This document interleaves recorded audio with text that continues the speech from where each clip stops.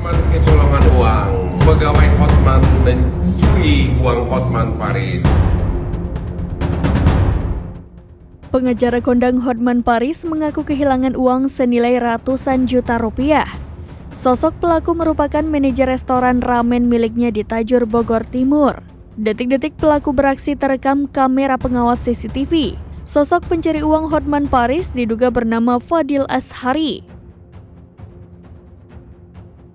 Hotman Paris juga mengunggah foto terduga pelaku di akun Instagram pribadinya. Dalam video yang diunggah terlihat seorang pria mengenakan baju hitam asyik membongkar brankas milik Hotman Paris.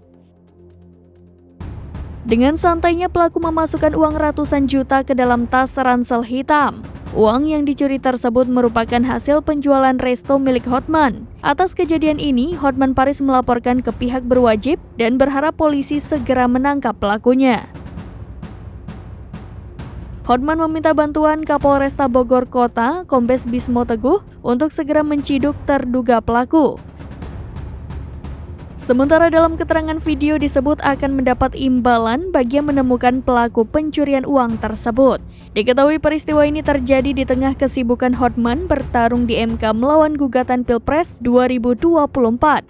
Hotman menjadi salah satu tim pembela paslon nomor urut 2 Prabowo Gibran.